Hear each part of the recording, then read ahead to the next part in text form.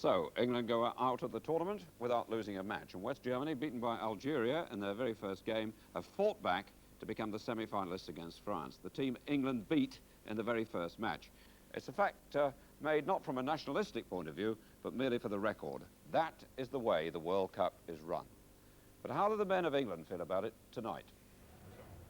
Ron, the end of your managerial career, one of your proudest moments, I should think, and one of your saddest. Yes, there's 22 players in there, and some of them that didn't play, they're all disappointed, and naturally enough, we all are, because possibly we feel we let the people down back home.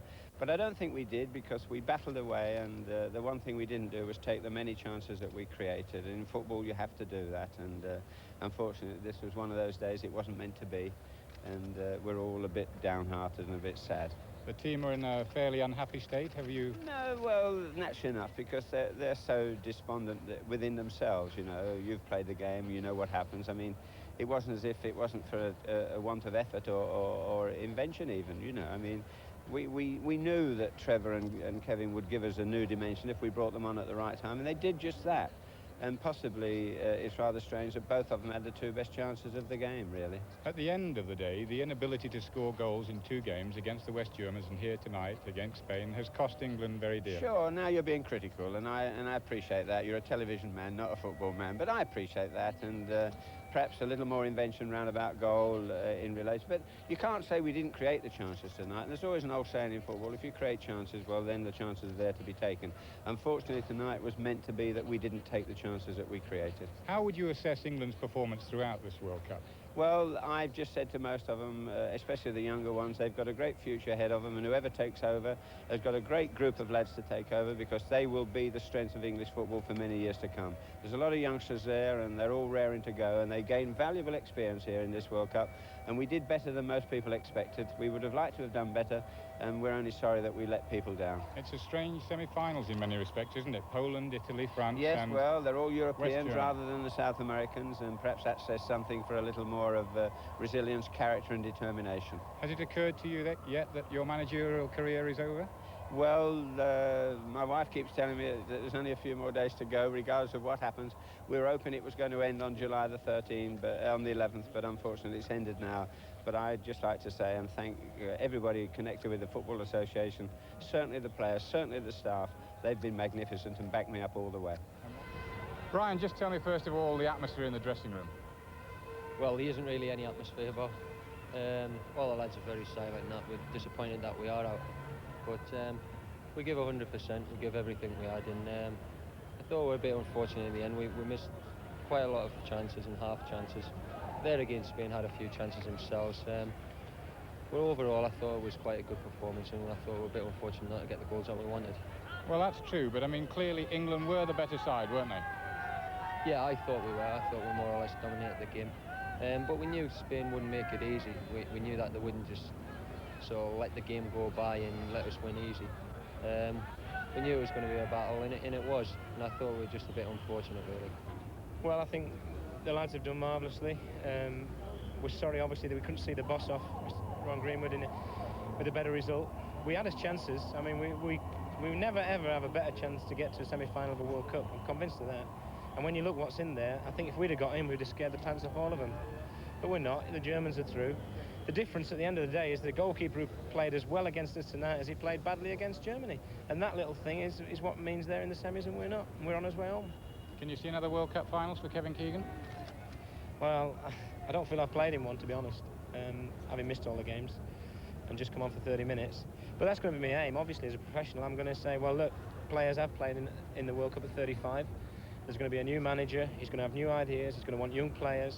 I know as captain of Ron Greenwood's team, I'm probably going to be one of the first victims. But if I go out every week and play well for Southampton, which is what I want to do anyway, I just might be able to convince him that I'm still the best in my position in the country. That's what I'm going to try and do. And what now for Ron Greenwood? Well, a little relaxation on the Brighton free seafront, I think. You're not going to be lost to football completely, I hope. I don't know what the situation is, but I've enjoyed every minute of it, and you know what it's like to work with footballers. They keep you young, they keep you enthusiastic and they keep you optimistic, and that's what life's all about. And to me, I've enjoyed every minute of my career, and none more so tonight, because there's 11 young lads or 16 young lads in there, even the lads that came out of the stand to join them.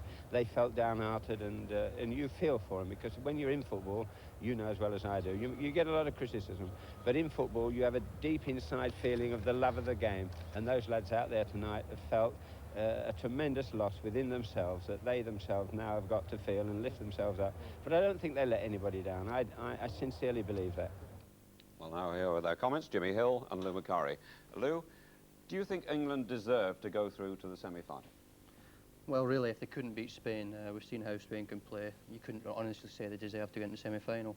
We all thought tonight, against a poor Spanish side, if they got the first goal pretty early in the game, then they would get through. But at the vital time, again, we've been let down. You know, we all wanted to see them there.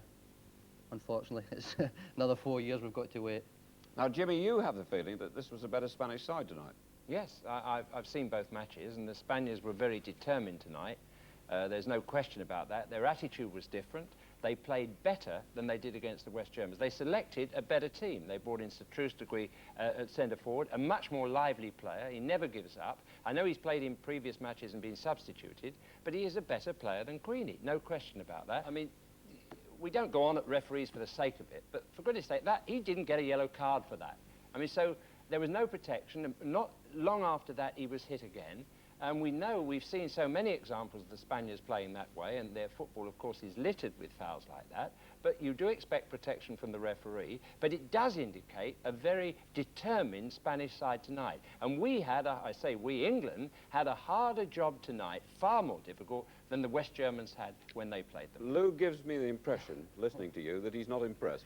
No, I think the England team made it harder. I didn't think the Spaniards played any better this evening. I'm sorry to disagree with you, Jim, but once you again, don't have to apologise. I must do. If you agreed, you'd be the first Scotsman that did.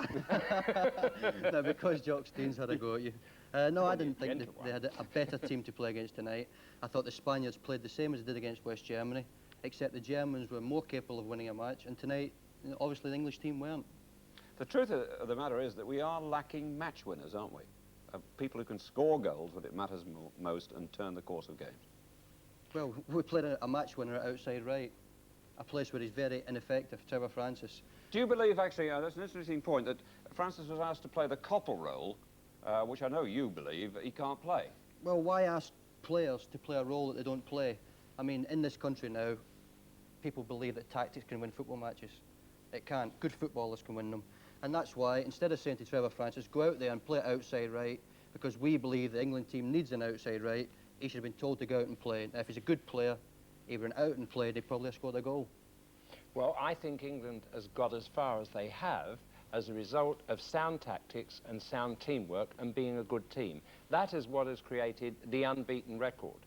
Now, if you want to take it beyond that and lift a team that's very difficult to beat to one that can get to the semi-final or even the final and win it, then I agree with Lou. Then you've got to have outstanding players who can turn games. Can you answer the point, though, made there? I mean, Francis appeared to be taking the Koppel role. Do you think he's capable of doing that? I don't think that's his best position at all, and I think the balance of the team was disturbed by Koppel's injury. He's a very special player in the role that he does for England, and has been part of that unbeaten record. And Trevor Francis may not be special in that position, but the temptation was there to put him in as a goal scorer, bring in Woodcock as a goal scorer, and have Keegan up your sleeve. But the effect of that was to disturb the balance of the striking pair up front, that's Mariner and Francis, who've been reasonably successful up front together, and put Francis back in a Koppel role, which Lou says he doesn't enjoy. How many goals, let me just ask Lou, we score against West Germany? How many goals we score against West Germany with that formation, and how many we score against Kuwait?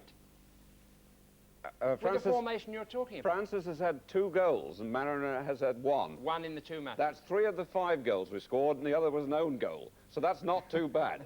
Right, Lou, now you've played with Steve Koppel. How important is the Koppel role? Well, he plays outside right, as we all know, and he does a good job for England. But that's not to say that the way Stevie Koppel plays means England win matches. I mean, they could have played with no outside right. Had they been good enough and played anyone, they should have beat the Spanish team. I mean, I don't believe what Jim said. I don't believe in tactics at all. It annoys me in this country when I hear coaches and managers telling the people, that is the public, that they won the game because brought someone deep into midfield and pushed someone wide. That's all crap. It's only about players. It is, Jim. Well, actually, it was a fairly positive statement, Jim. It was. Jim, Yeah, you know it you've as well been as about I it, do. Jim. May I have the time to reply to that? Of course. Then? And I'm not defending tactics, but tactics are necessary in a game. But let's Well, you take didn't up. call them tactics, Hold on. actually. No, but let's take up the point from there. But it is outstanding players that turn World Cup games, as Rossi did this afternoon for Italy. He turned the game on his own by his finishing power. Now, we, I think, had outstanding players in Keegan and Brooking. But basically, neither of them was fit at the time we needed them. I think they turned an England team that had a good basic conception of tactics and organisation into a team at times that could be special. Because even Brooking tonight proved that when he was on there. And I think we lost them when we needed them. So what you want in a good team is outstanding players playing with good teamwork and good tactics. And I don't think we had enough outstanding players. Lou? Jim, Steve Coppell's a good player, as we all know. But what chance have England got a winning match is when Ron Greenwood comes out with statements like, Steve Coppell is the first name on the team sheet. I mean, that is, as I say, to ask the public to believe that, I think is a terrible thing. Well, we've won a few matches recently. Yeah, but to say Steve Coppell's name must be the first on the team sheet is all down to tactics. And all of a sudden, the public start believing in tactics, that tactics win games.